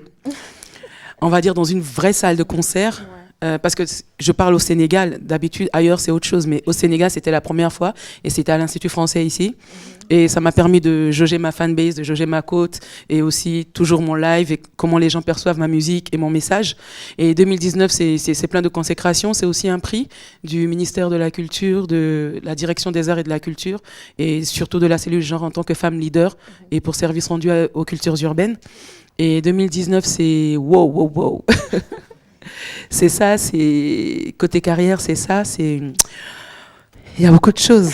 Bah, il faut tout dire, nous on est là, on a le temps. Hein. Donc 2019, c'est aussi mon travail avec certaines organisations internationales qui ont compris la portée de mon message et qui ont compris qu'il n'est pas que sénégalais, qu'il n'est pas que béninois, qu'il est africain, qu'il est panafricain. Et c'est de la consécration en fait.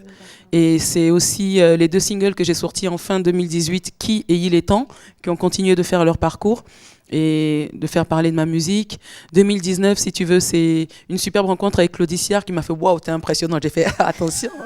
Et t'as pas vu toutes celles qui sont au Sénégal qui attendent. Donc en fait c'est ça en fait. 2019 c'est vraiment pour mon ego parce que c'est un métier qui est très dur, c'est un métier qui est très très très difficile et c'est des nominations aux Galsen Hip Hop Awards, donc c'est toujours de la reconnaissance pour le travail qui est fait. Il était temps quand même que dans le milieu hip hop de mon pays on me reconnaisse enfin. Voilà, 2019 ça commence à venir. Ah non, man, il casse parce que il faut que ça bouge en fait. Non, mais les gars là, ils sont pas sérieux. Donc 2019, c'est vrai. Et jusque là encore, il y a beaucoup de réticence par rapport à ce que je fais parce que heureusement, malheureusement, j'ai un très fort caractère et je ne vais pas demander les choses, je ne vais pas les supplier, je les prends parce que tout le monde a quelque chose à prendre en fait et aussi surtout à donner. Parce que la musique c'est ça, c'est donner, c'est du partage. Et 2019 ça a été beaucoup d'opportunités de partage avec beaucoup de publics de beaucoup de pays différents. Voilà. En tant que femme dans ce milieu, est-ce que souvent tu n'es pas contraint par les attitudes de certains hommes? Est-ce que tu as eu des difficultés vis-à-vis des hommes avec lesquels tu partages ce milieu? Forcément, parce que nous sommes dans une société patriarcale et la musique est le microcosme de la société dans laquelle on vit. Donc forcément, si la société est machiste, la musique, ça va forcément être un monde de machos. Et la chance que j'ai, c'est que j'ai été éduquée par mon père qui m'a renforcée depuis que je suis enfant. Et bon, c'était pas un choix, c'est parce que ma mère est décédée justement d'un cancer du sein malheureusement. Et j'étais très jeune. Et du coup, mon père nous a renforcés, il nous disait tout le temps, vous êtes des guerrières, il faut que vous étudiez, il faut que vous soyez fortes, il faut que vous ayez un bon travail avant de vous marier parce que les hommes sont mauvais. Il faut pas que vous... C'est vrai, si un homme même te dit ça, c'est qu'il y a un problème quelque part. Oui. Non, mais c'est parce qu'il voyait un peu ce qui se passait et il voyait que l'époque à laquelle il appartient était en train de changer. Et que les habitudes relationnelles hommes-femmes étaient en train de changer. Donc, il s'est dit, attends, il faut que je renforce mes filles et qu'elles ne dépendent pas de qui que ce soit, justement, pour qu'elles puissent s'affirmer et s'autodéterminer dans la société. Donc, voilà. En tant que femme, est-ce que tu as eu un mentor dans ce milieu? Oui, j'ai eu un mentor que tout le monde connaît d'ailleurs, c'est Didier Awadi. Oui, Souvent, depuis 2004. Souvent, on dit que pour le système du mentoring, les hommes sont beaucoup plus prêts à partager que les femmes. Est-ce que tu es d'accord? Je sais pas. Tu sais, on dit beaucoup de choses sur les femmes et tout ça. Moi, je dirais, quel genre de femmes tu fréquentes? Parce qu'autour de la table, je vois des femmes fortes et je pense qu'après avoir fréquenté ces femmes-là, on dira peut-être plus la même chose. Mais en même temps, dans l'hip-hop, c'est différent parce que les femmes qui étaient là il y a 15-20 ans ne sont plus dans le game aujourd'hui. Donc, elles peuvent pas mentorer, entre guillemets, quelqu'un. Vous voyez un peu, parce qu'elles sont plus là, parce qu'il y en a qui n'ont pas supporté tous les préjugés qu'il y avait sur la musique. Et on a une nouvelle génération, une nouvelle scène montante du hip-hop au féminin, mais qui ne tient pas compte de tout ça. Mais il y a 15-20 ans, justement, les pionnières ne sont plus là aujourd'hui. Donc c'est un peu pour ça que dans le milieu du hip-hop, il n'y a pas forcément des femmes qui qui marraine d'autres femmes. Effectivement. Les perspectives de Mounaya pour 2020, c'est quoi? 2020, Inch'Allah, déjà, c'est d'être en vie. Et d'être en bonne santé. Et c'est de continuer à faire, au niveau personnel, ce que je fais pour les miens. Que Dieu me donne les moyens de pouvoir continuer à le faire. 2020, professionnellement, c'est une tournée scolaire sur la migration irrégulière. Le risque en vaut-il vraiment la peine au vu des derniers événements? Et il faut que les corps de nos frères, de nos maris, de nos pères arrêtent de tapisser la Méditerranée, et de nos femmes et de nos enfants aussi. Il se passe des choses horribles. Et à un moment, il faut que ça cesse. Et ce sera, moi, un de mes combats en 2020. Et le deuxième, c'est aussi dans la périphérie de Dakar, il y a un centre culturel dans lequel je dois faire des ateliers avec les jeunes sur la confiance en soi, l'acceptation de soi, l'estime de soi, parce que je pense que c'est important qu'on se sente fort pour pouvoir se projeter d'égal à égal avec des personnes d'autres sociétés. On nous a trop dit que notre noir était vilain, on nous a trop dit que nos cheveux crépus étaient sales, on nous a trop dit ça, et nos enfants reprennent les mêmes tares aujourd'hui. Nos enfants se disent qu'il faut laver le teint quand il est noir. Vous voyez un peu? Et nos enfants se disent non, mais moi, la meilleure version de moi, c'est avec une perruque lisse. Et moi, c'est ce que je veux dire aux gens. Je vais dire à ces jeunes filles-là, chérie Coco, je prends l'avion en première classe, mais je n'ai pas besoin de faire tout ça. Je n'ai pas besoin de changer ma nature profonde, je n'ai pas besoin de changer mon identité. Donc, ce sera aussi ça en 2020. Et ce sera toujours continuer à faire la promotion de mon hippie, Petit Oiseau, et faire autant de concerts que possible. Et vraiment, Dieu, toi-même, tu sais. Il se passe beaucoup de choses horribles. Il y a beaucoup trop de stéréotypes. Et puis, je pense que la jeunesse africaine, les femmes surtout, sont en train de beaucoup plus se conscientiser par rapport à cet aspect de dépigmentation, par rapport à cet aspect de cheveux lisses et tout. Est-ce que, en fait, qu'est-ce que tu penses vraiment, toi? Est-ce que tu penses vraiment que la jeunesse est en train de se conscientiser ou tu penses qu'il y a encore du travail à faire par rapport à ça? Alors, on a deux camps. On a le camp, si vous voyez, le nouveau mouvement, Napi. Voilà, il y a ceux qui reviennent au naturel parce qu'ils ont compris et parce que c'est moins cher et parce que c'est plus sain. Et alors, il y a l'autre mouvement qui est très, très réfractaire qui dit « moi, je fais ce que je veux ». La vérité, c'est que les gens font ce qu'ils veulent. Mais à un moment, nous sommes un peuple, le peuple noir, un peuple qui a vécu énormément de torture, l'esclavage, la colonisation, et on est même en plein néocolonialisme à cause de cette peau-là. Il y a même tous les écrivains des Lumières qu'on nous apprend dans nos écoles qui disaient que le noir n'a pas d'âme, le noir est un animal. Et comment aujourd'hui ce noir-là, on peut oser, pour la mémoire de nos ancêtres, mettre un produit pour l'enlever? Pour moi, la dépigmentation, c'est une des plus grandes injures qu'on puisse faire à l'Afrique.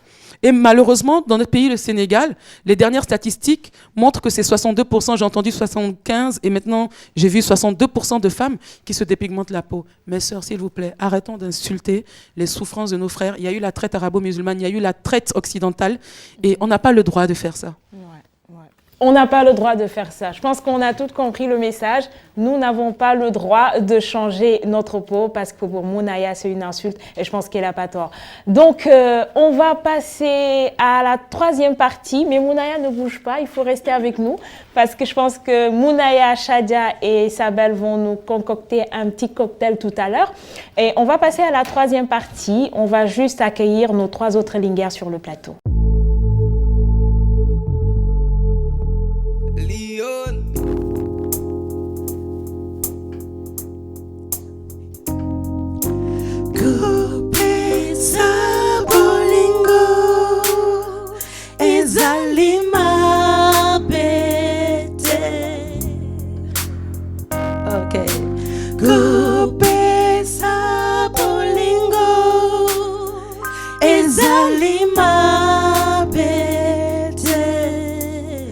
Here we go, yeah.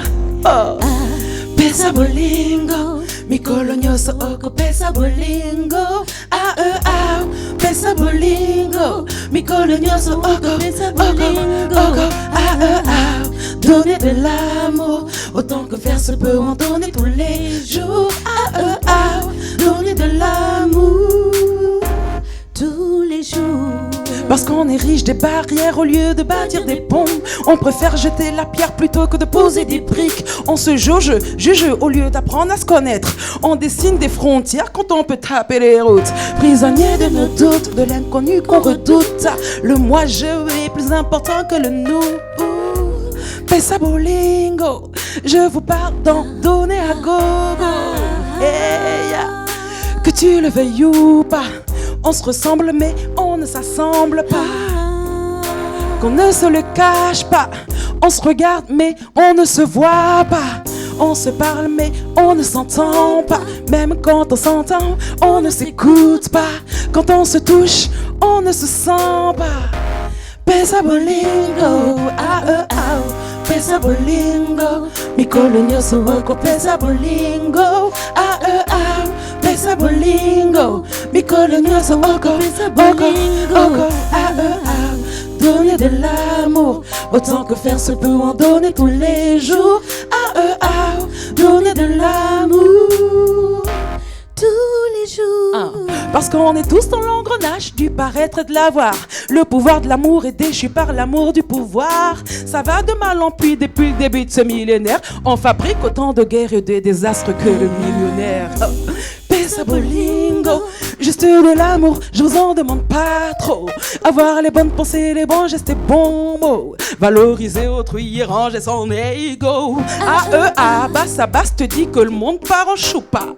Certains te diront que rien ne vaut ce monde. Awadi dira qu'un autre monde est possible. Ce qui est impossible sans amour, et je veux vivre pour l'amour.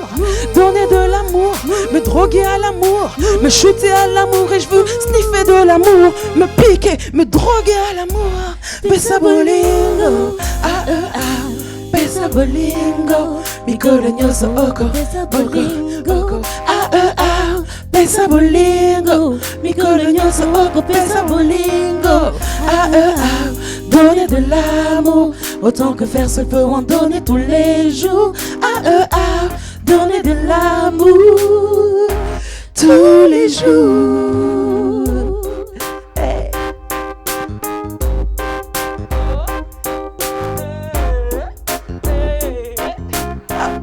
On peut le faire ensemble, c'est facile.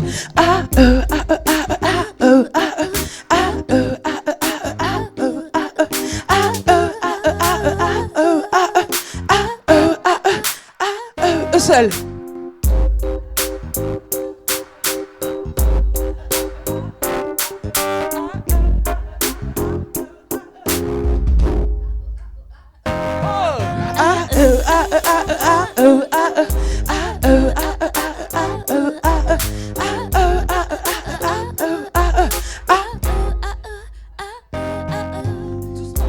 On ne les entend pas. Jeune femme dynamique. On veut sentir le dynamisme, yo. On est entre nous. Ou bien, on va tuer ça.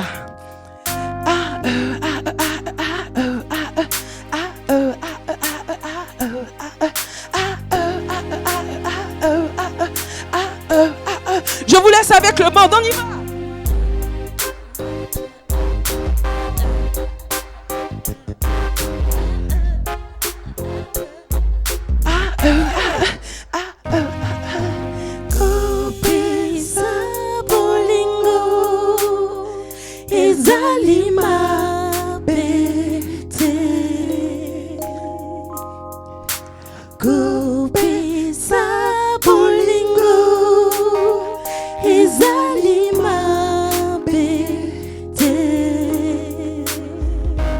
Jeff, ouais.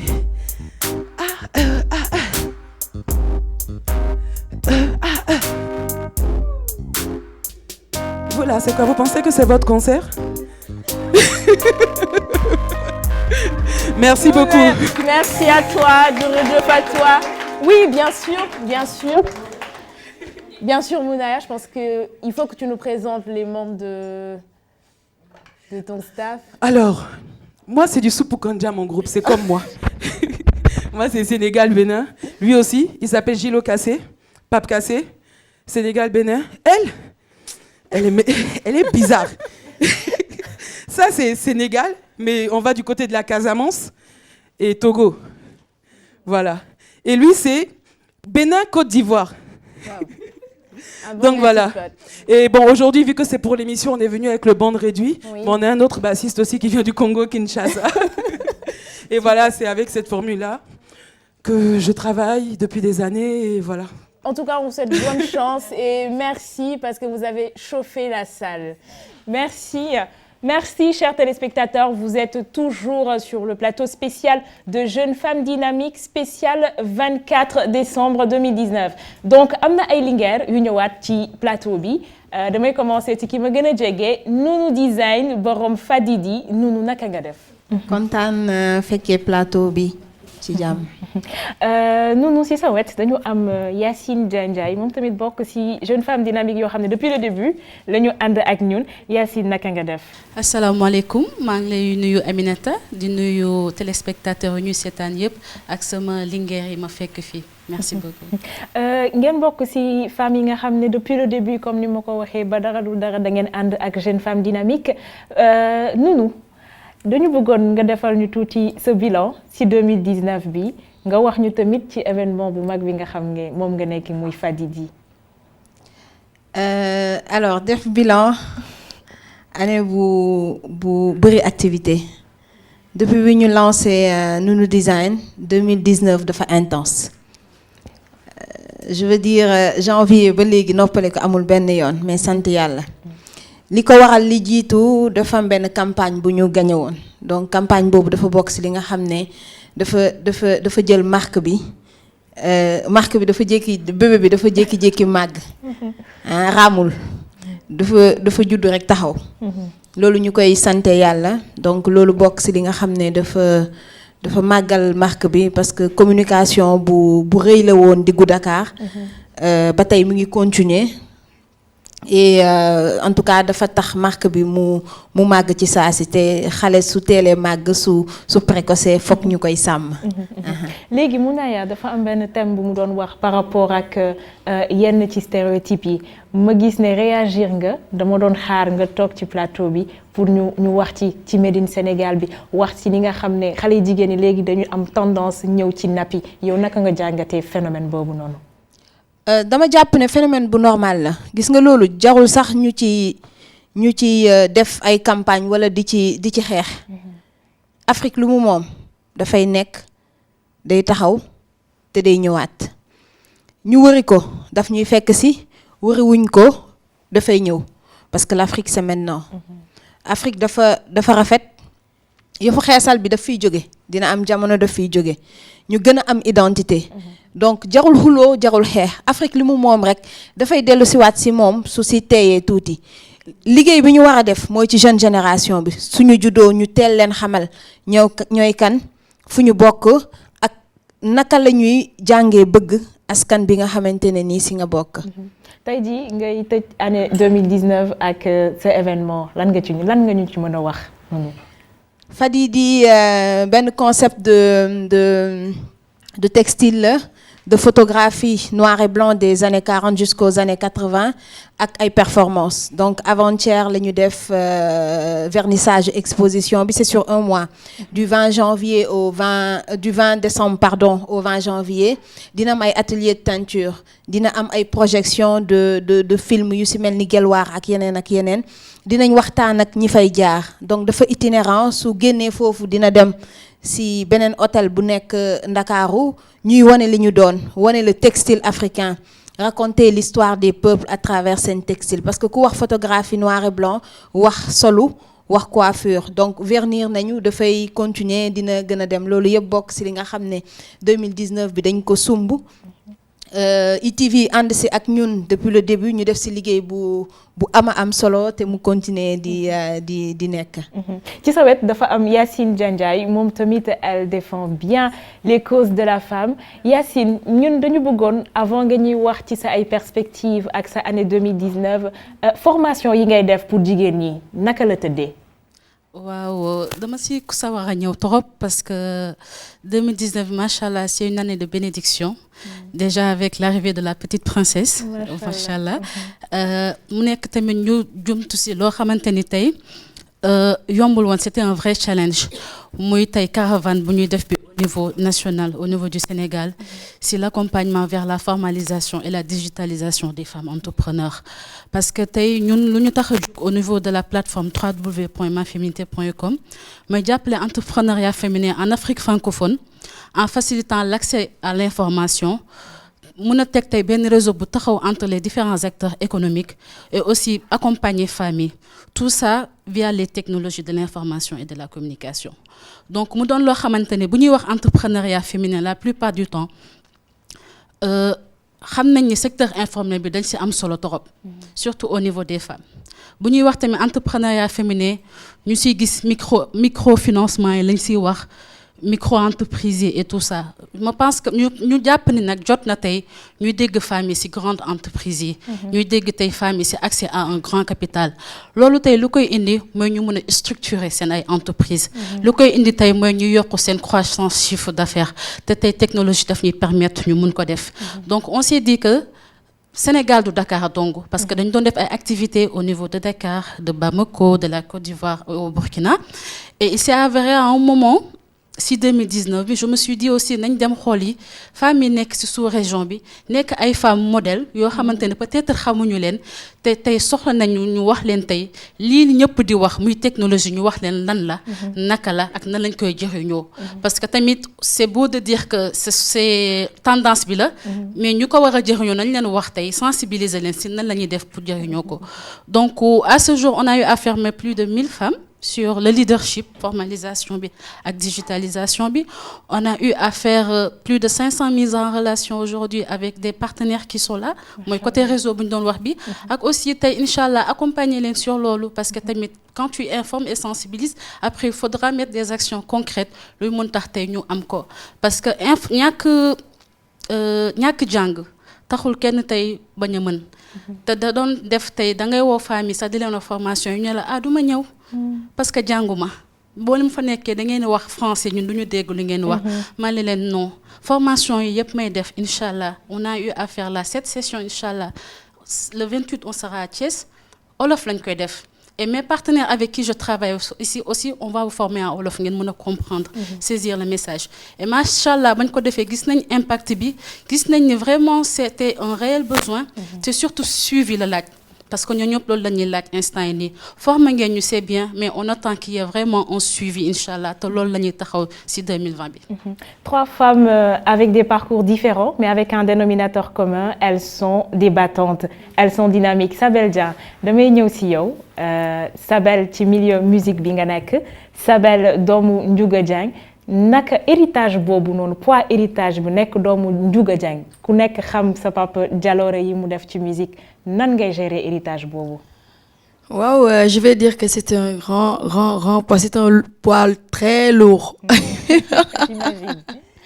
Ouais, parce que tay ji nek doomu Ndiouga Dieng tay je pense que sas bu mak parce que ñep dañ lay xaar ci lu bëree bëri donc dañuy xaar lan nga wara def dañ lay xaar ci yar bi nekkoon ci moom aussi dañ lay xaar aussi ci xam-xam machallah bi nga xamanteni mu ngi nekkoon ci moom waaw aussi dañ lay xaar aussi ci jikko yu positif yépp yi nga xamanteni mu ngi woon ci Ndiouga Dieng waaw nga nekk jigéen di way am tamit say ay frères yu nekk ci milieu musical bi ban rôle la ñuy jouer ci sa carrière actuellement. waaw nag sama frère yi moom rôle yi ñuy jouer sama carrière mooy bi ñuy njëkk a def mooy dañ may fiire ñoo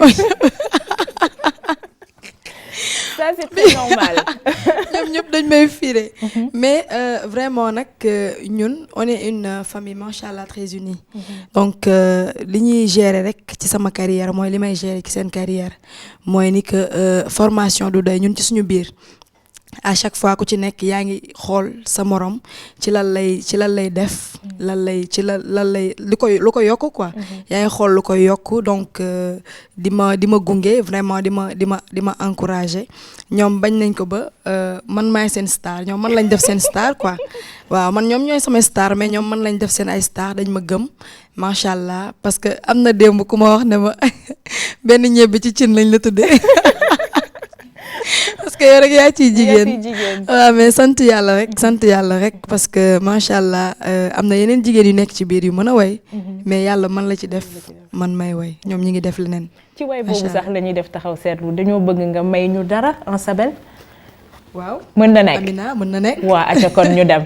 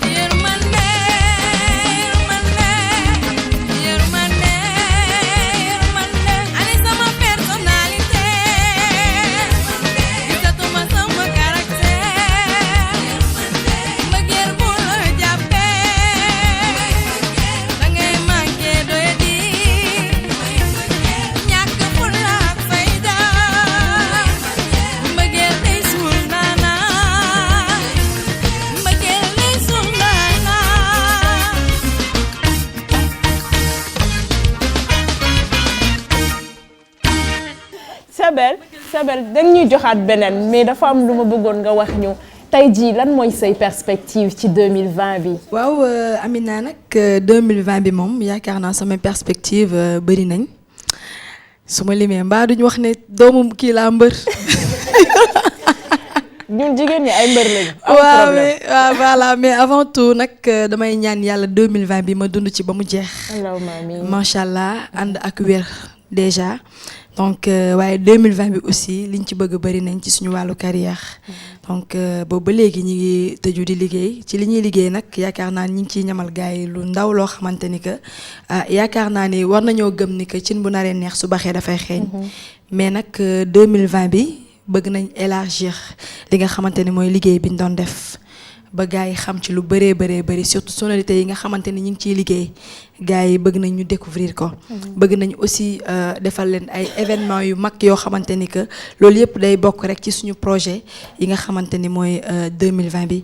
ak li ma fi wax sànq bëgg nañ dugg ci wàllu social beeg yu bëree bëri.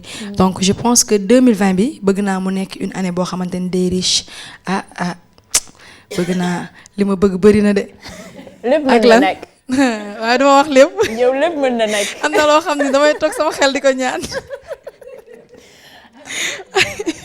dina sotti waaw mais bëgg naa aussi 2020 bi aussi fekkaat yéen ñëpp nekk en vie. macha allah ba ñu tasewaat fii nag ci ITV incha allah rabbi. dinañu def benn tour de table mais balaa loolu da ñuy mosalaat leneen ñëpp jóg feccaat man moom dafa am lu ñu ma tënk fii moo tax mënumaa jóg may ñu leneen rek. mais est-ce que duñ la jël fi nga toog ngay def ay kii. waaw ba tey mën na ne donc da ñuy may leneen Sabel. waaw ba tey léegi nag kon xanaa rek ñu dem njukkal góor ñi. waaw buuñaa la. en problème dañ leen di njukkal xamala la dañ leen di kii dañ leen di nax dañ leen di jënd. waaw pour ñu dëgg kii waaw loolu la. il faut que leen di nax.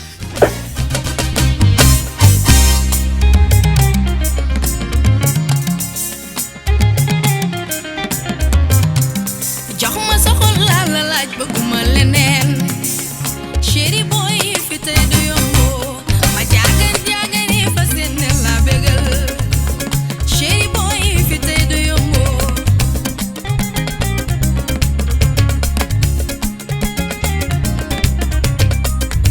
tey dama jóg ngir delloo la njukkal teraanga ji yaa ko yelloo looy bëgg a dugg laaj ma nu ma ko gisee su jaaree yoon nga appliqué te bu la neexoon ne yaa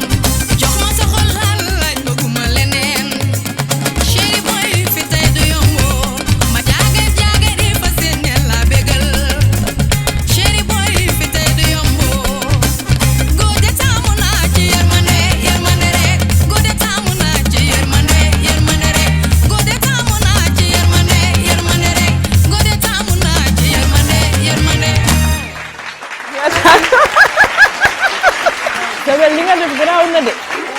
Amina. waaw. ah Amina. ah. Amina tey moom gis kon bii nii la neexee nii. man Amina dama am lu ma bett tey. parce que man dama toog fii naan je suis une féministe. waaw foog ne ay féministe ñoom. nga way góor ñi ñëpp a jóg. gis naa fi ñu doon ñuy tàpp seen xol yi Aminatu fële. maman Aram sax dafa jóg. maman Aram. mais xoolal même Dorine sax. même Dorine. maa ngi koy seen ci ruq bi. ak sunu Michael Jackson bi man man j'étais choquée. ñoom ñëpp te au début. man vraiment j'ai eu une surprise tey. te ñëpp dañ ne ay féministes lañ de. non ay waaye ñëpp waay nañ. mun naa way na fi révolution. kër mais yëngu jukkal sa góor daal moo ñëw. waaw gars yi toj fi. waaw loolu day wan ne ay jigéen lañu ay féministes lañu waaye sunu xol yaatu na ba ñëpp rek xaj nañ si na doon ci jàmm ak ci salaam. émission bi nag daanaka jeex na neex na bëgguñ ko woon arrêté fii waaye dañuy def benn tour de table ku nekk mën a joxe ce dernier mot ku am lenn loo xam ne rek bëggoon nga ko ci sànni mu rëcc la nga profité sànni waale ko ci dañuy commencer par Nounou comme moom a gën a jege. di remercier famille yi nga xam ne 2019 jaar nañu jeune femme dynamique xam leen ne benn synergie mi ngi si yoon mi ngi créé wu nekk na ba pare. et groupe boobu dafay nekk noyau bi nga xamante ne nii dañuy nekk ay femmes yuy inspiré Sénégal 2019 testé nañ ko mi ngi waaj a jeex incha allah 2020 ñu nekk si ay projection yu leer yeneen femme dollee ko si mu créer benn noyau comme ni ma ko waxee sànq boo xamante ne nii ay femmes yuy inspiré lañ ay femmes yu nga xamante ne nii dañuy entreprendre ay femmes yu nga xamante ne nii dinañ motiver seen yeneen moromu jigéen ñi pour ñu jëm kanam ou en tout cas ñu gën a am motivation par rapport ak seeni projet di leen gërëm di leen sant merci beaucoup joyeux Noël et bonne et heureuse année 2020. merci beaucoup Nounou Yacine. waaw damay kontaan trop déjà si li nga woy parce que dañu war a xam ne ñun yàlla dafa wàccee góor ak jigéen donc ay partenaires lañu dañu war a complétante donc damay profiter tout le temps ci occasion bi su ma ko amee tey remercier sama jëkkër parce que tey moo nekk ci ginnaaw man la ñuy gis ci kanam mais moom mi ngi fi et je lui dis vraiment merci di wax tamit nekkee lu lépp looy def mu am impact dafa am solo parce que gis naa ne tey femmes yi toog fi yëpp tey lu ñuy def dafa am impact ci sa communauté bi mu doon ci à travers la culture mu doon tey à travers ci mode bi nga nekk bi lu ngay def am solo torop man tamit famille yëpp nekk sama ginnaaw yaakaar ci man donc je pense que ni incha allah rabbi tous ensemble dinañu mën a def lu bëree bëri lu may ñaax mooy ñu gën a renforcer solidarité féminine bi lu may ñaax tey mooy vraiment que ñu xam ne ni ay femmes leaders lañu ñu renforcer suñu leadership qu'on sache que ni mun na nekk nañ ko gëm ñu muñalante jàppalante incha allah di remercier waat vraiment ITV si initiative jeune femme dynamique bi depuis mars la woon je pense ba ñu démarré ba tey mu ngi fi ba léegi comme nu ko sister Nounou waxee léegi Marie luy ñëw incha allah si 2020 bi mooy daal merci beaucoup merci à toi Yacine. vraiment di kontaan comme li mu wax léegi rek tey njukkal sa gox bi ma ko woowee ñoom ñëpp ñu jóg. vraiment dama kontaan parce que day wane ni rek ñun ak lu ñu liggéey ak lu ñu nekk jàmbaar góor ñi ñoo nekk suñu ginnaaw et que dafa bokk ci suñu culture. dafa bokk ci foog naa culture sénégalaise que femme sénégalaise góor day jiitu mu topp donc kon mënul ñàkk ñu leen di njukkal di vraiment ñaanal ñëpp jàmm ci année 2020 bi nga xamante ne ñu ngi ciy dugg si di vraiment di wax gars yi ne leen kontaan nañ ci ñoom parce que bu ñu defee bilan bi nga xamante ni moom la ñu weesu muy 2019 bi nga xamante ni ñu ngi ciy génn dañuy kontaan di aussi remercier waat sama staff ñi nga xamante ni ñoom lay àndal ci liggéey bi sama manager déjà jigéen la mooy wane li ma doon wax sànq rek waaw di remercier staff bi yëpp ci liggéey bu nice bi nga xamante ni ñi ngi topp sama ginnaaw di ko def parce que ay góor ñoo ci ëpp waaw vraiment merci. Nous avions commencé en musique, nous allons clôturer en musique avec la talentueuse Chadia. Chadia, dañu lay ñaan rek nga ñëw mayaat ñu quelques notes musicales. En attendant les autres linguères, nous vous invitons à venir nous rejoindre sur notre somptueux plateau, histoire de donner vos vœux de fin d'année, s'il vous plaît.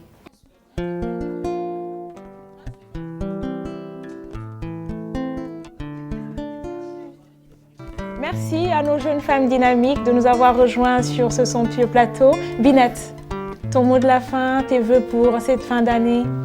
xanaa di remercier waat rek li neex na non lii moom bokk na ci émission yi ma gën a neex ak ci yi ma mës a bokk vraiment maa ngi encore di lay encourager di remercier équipe bi yëpp ci E-Media vraiment ça c'est la fierté sénégalaise et puis di wax tamit merci à la directrice Dorine maa ngi lay bëggee bu baax a baax madame Guèye avec monsieur le directeur encore une fois madame Mamadou Ibra Kane tous mes tontons dama bari tonton de foog ma nuyu leen bu baax a baax et puis li ma bëgg a ajouter tamit mooy nomination bi ma jotoon nekk les 33 femmes hein et ñi nga xamante ne dañuy représenter leadership sur le domaine de technologie man comme que sénégalaise la donc maa ngi fii di jéem a liggéey pour loolu pour Sénégal gën a am xam-xamu technologie donc ci formation la nekk di former les jeunes filles et hommes sénégalais pour ñu comprendre lan mooy coding lan mooy programming lan mooy artificial intelligence parce que yaakaar naa ne loolu vraiment dina tax Sénégal gën a jëm kanam donc à part loolu di remercier samay fans yi samay xarit yi non macha allah tey moom famille bi gën a yokk quoi. macha allah di remercier sama équipe samay vraiment ñi nga xamante ne samay àndandoo et surtout les jeunes sénégalais. merci Binette. Aminatou.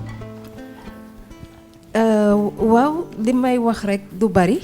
je tiens d'abord à remercier tous les membres actifs du collectif pour la protection de l'enfance parce que bañ koy doogee sos y en avait plus de 10 000 et léegi on est à peine une quinzaine ñoo des pour xeex loolu et on est dirigé par Anta Pierre que je salue au passage, Abraham Sarr, Mami Faye et tous les autres ils vont se reconnaître mais chaque fois man la ñuy bëgg di jiital parce que nee comme man maay yaay Fall national bi ñeme wax tout le temps man la ñuy sànni bay nee naa leen nag bés bu ma oto bu bleu bi am bind yu weex yi jël see wala bu am bind yu ñuul donc may profité waale ci occasion bi di remercier sama naataango yi ma fi fekk yëpp tey franchement émission bi neex na trop parce que on voit toutes les figures féminines ingénieurs déjà technologie loo xamante ne dañ ko daan man ci film yi rek laa koy dégg on a des stylistes ñi wàllu yëngu ci wàllu social gën nañ fi bari tamit mais tamit li may message bi may gën a lancer ci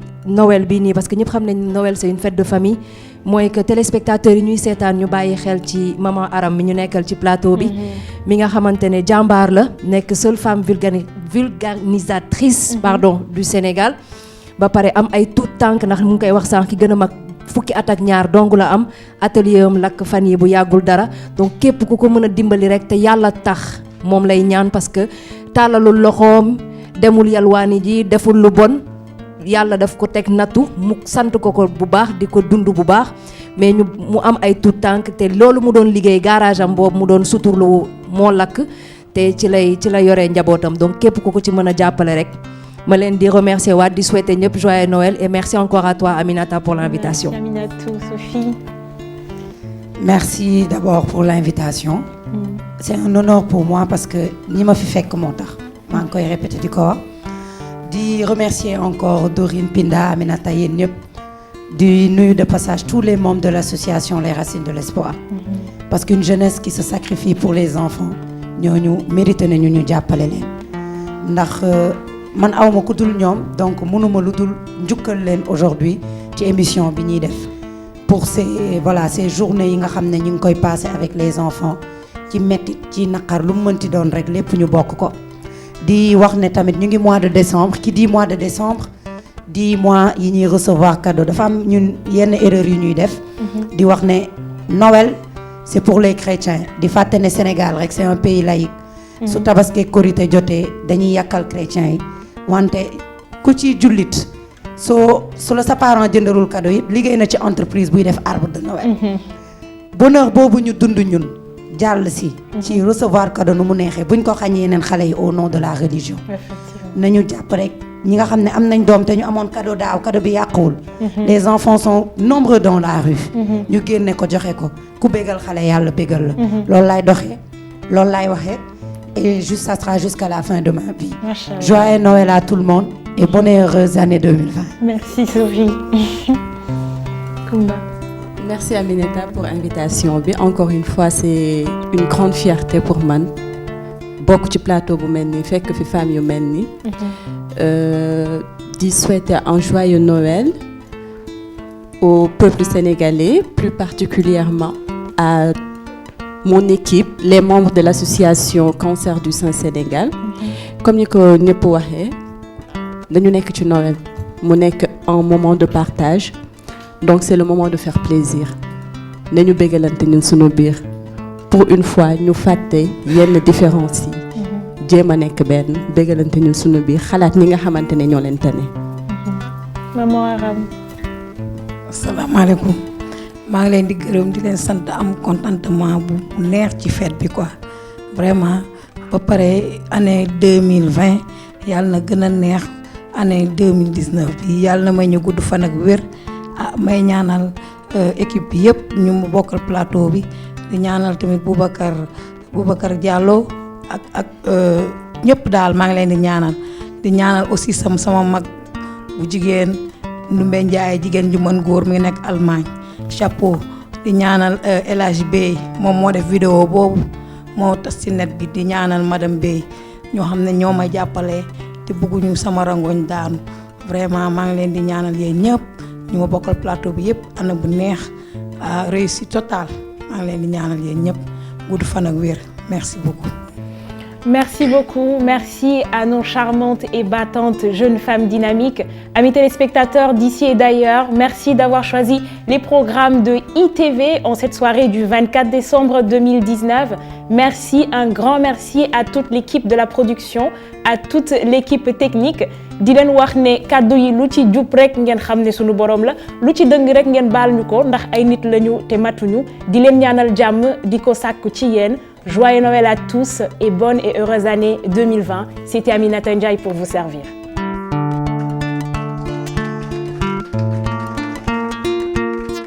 Miliamba tunga malambelo Asaba miliamba Saba ikonobelo Saba miliamba tunga malambelo Saba miliamba Saba ikonobelo Saba miliamba Saba miliamba tunga malambelo Saba miliamba Saba miliamba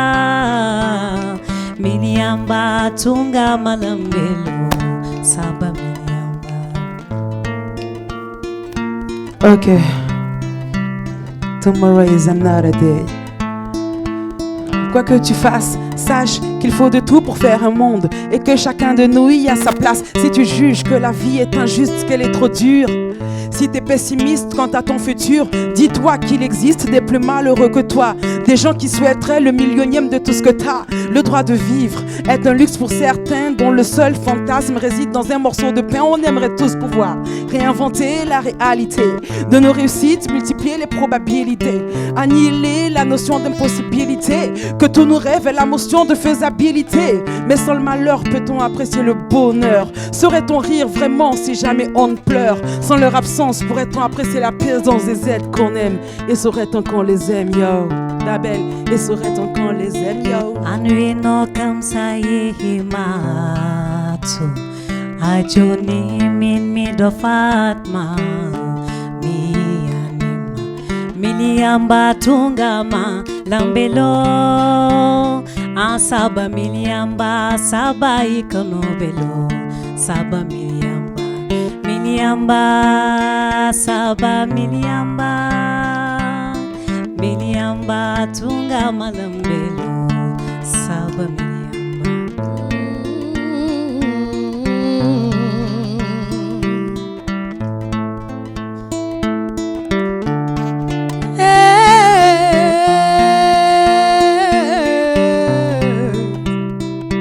Miliamba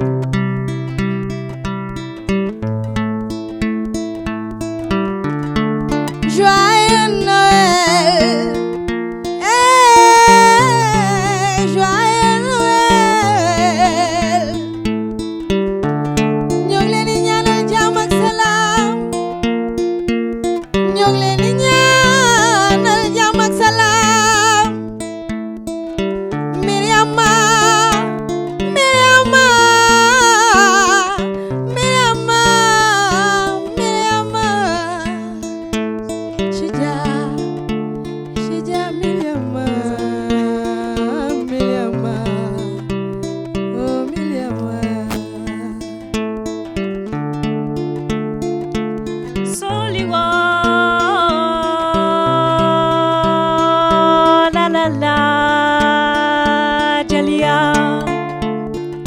sekuba jali sekuba jali sekuba jali jàmm la ñuy ñaan jàmm la ñuy ñaan fii ci suñu réew moom laa leen di ñaanal Sabel jàmm la ñuy ñaan ablo benene jam kormalo bi saji ko binta bar yaay boy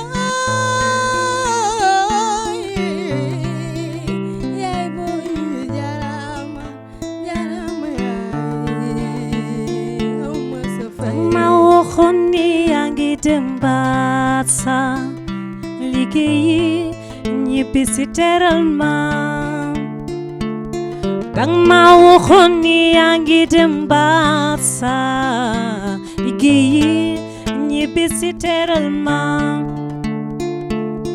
miliamba tunga ma lambelo saba miliamba saba ikonobelo saba miliamba sabel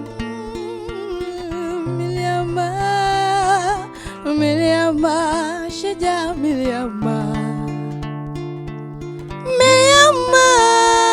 saba miliamba saba ikonobelo saba miliamba